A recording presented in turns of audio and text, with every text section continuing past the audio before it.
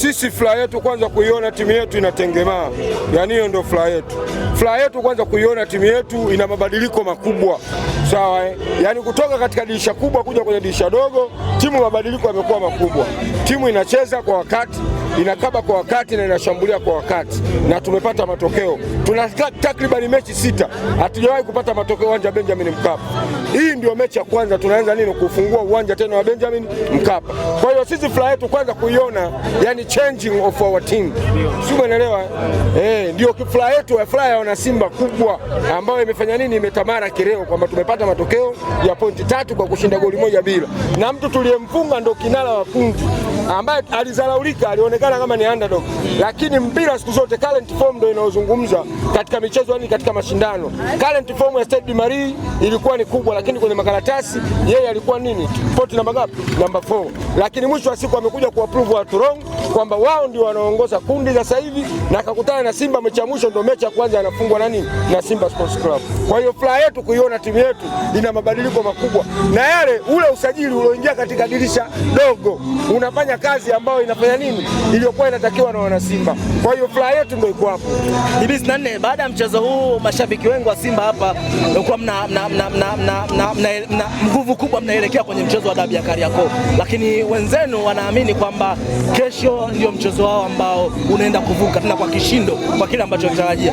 Unawaambia nini? Nimemsikia hapa Machili anazungumza kwamba kutokufuzu kwa Simba ni mipango ya Azim Dewji, na wao sasa kutokufuzu kwao miaka yote, mwaka jana wa kufuzu ulikuwa mpango wa GSM. Mwaka jana wameshindwa kutafuta goli 1 tu, wameshindwa kutafuta Benjamin Mkapa, ulikuwa ni mpango wa GSM. Na mwaka huu hawafuzu, ni mpango wa GSM, kwa sababu I'm sure sawa, kesho kutakuwa na vilio vikali sana ndani ya gari wakati tunarudi zetu Dar es Salaam, kwa sababu tuko Mwanza hapa, lakini vilio vya wanayanga vitakuwa ni vikubwa. Simba leo tumemaliza kwa furaha, sawa, hatujafuzu lakini tumeshinda mechi na tumefurahi. Kipenzi chetu Haura ndio amefunga goli, kwa hiyo moja kwa moja kipenzi chetu Haura leo ametupia tena kamba ya pili.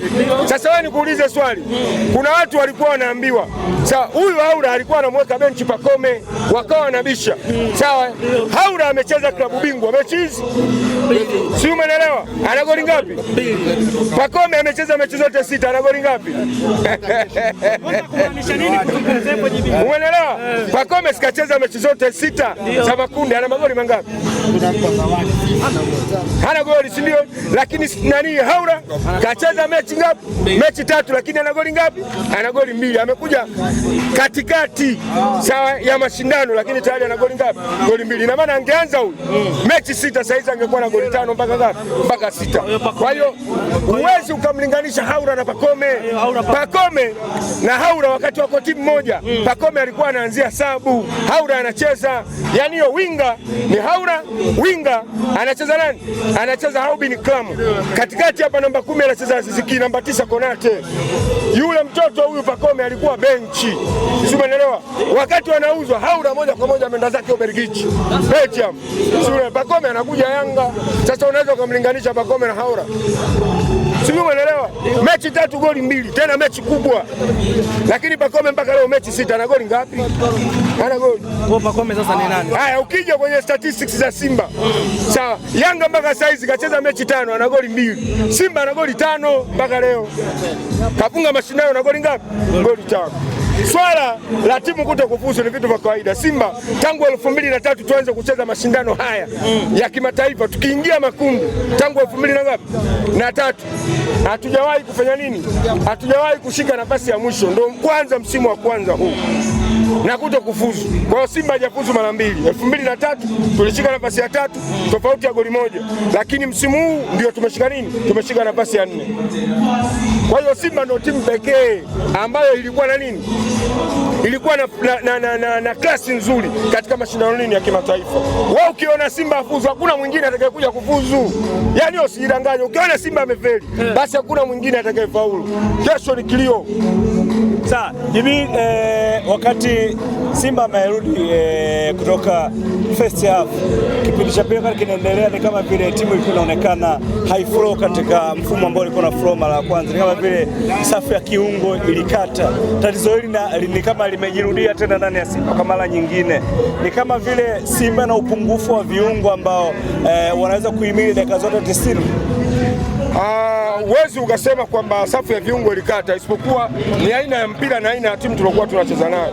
Sasa timu zote zinapoenda kipindi cha kwanza, sasa zinacheza game plan tofauti. Kipindi cha pili mwalimu wao kaja na game plan tofauti, akaongeza viungo katikati. Ndio maana Simba ikawa imefanya nini, kama imekamatika. Lakini kutokana na safu bora ya uzuiaji ya Simba, wamezuia, wameshikilia bomba mpaka mwisho, goli limebakia nini? Limebakia goli moja. Lakini kikubwa, mpira sasa hivi unachezwa na moral. Mpira ni vitu vitatu: commitment, space na time. Sasa morali, katika kutoa commitment, Simba morali yao iko chini, kwa sababu yani hata kama wakishinda hakuna wanachofanya nini, wanachokipata. Na ndio maana walikuwa wanacheza kwa kurelax. Umeelewa bwana? Yani hawana cha kupoteza. Lakini kama ingelikuwa mechi ambayo inahitaji magoli zaidi ya matatu, Simba ni klabu nyingine. Yani kama ingekuwa mechi ya kufuzu, wala wangechezea chuma nyingi hapo. Lakini kwa sababu ni mechi just a practice, kwa hiyo Simba ndio maana walikuwa wanacheza kwa kurelax. Yani hicho ndio kikubwa. Ni jambo la kusubiri na kuona, kwa kusubiri majirani zenu.